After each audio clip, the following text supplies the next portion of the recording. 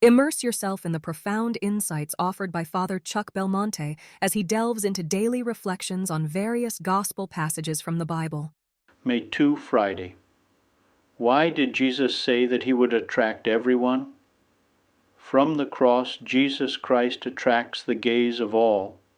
He is the center of the faith and the meaning of life. God has laid his hands on the bread, on pain, and on the apostles.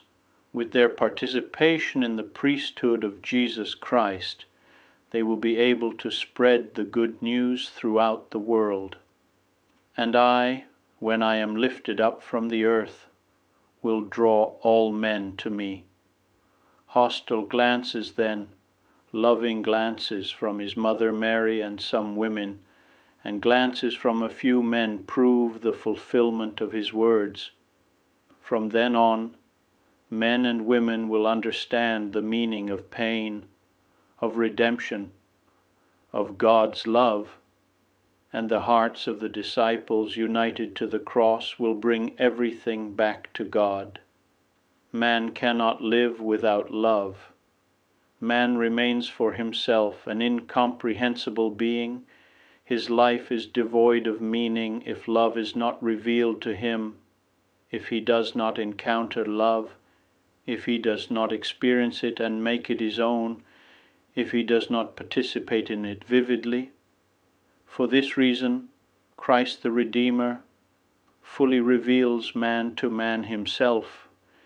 This profound surprise regarding the value and dignity of man is called the gospel, that is the good news. It is also called Christianity. John Paul II. The origin of evil is in man.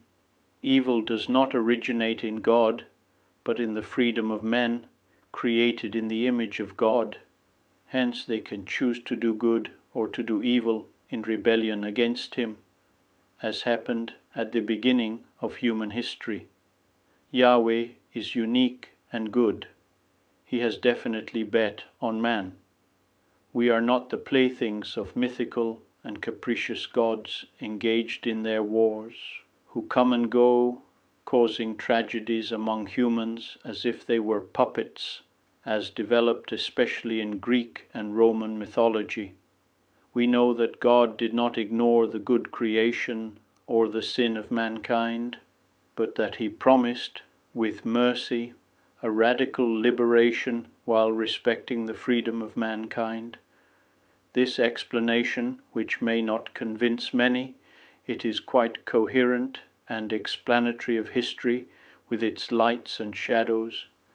That is why millions of men and women believe in Jesus Christ as Savior of the world. The living and true God judges each one according to his works. God is not an anonymous force, nor a rational principle, nor a myth invented by men. He acts in history, is provident, and always seeks the good of men. God intervenes in history. Christian faith in Jesus Christ is implicit in the Psalms. They are the prologue of the imposing history of hope that God offers to the freedom of all men. In the heart of every person nestles hope as a desire and expectation of goodness, even if no one knows what tomorrow will bring. However, the unpredictability of the future often gives rise to conflicting feelings, from confidence to fear, from serenity to discouragement, from certainty to doubt. We often meet people who are discouraged, who look to the future with skepticism and pessimism, as if nothing could offer them happiness. May the Jubilee be for everyone an occasion to rekindle our hope. The Word of God helps us to find the reasons for it. There is hope with Mary. Let us allow ourselves to be guided by her toward Christ. Excerpts from Jesus Ortiz Lopez. I would be delighted to extend an invitation to you once again tomorrow for another insightful reflection on the Gospel by Father Belmonte.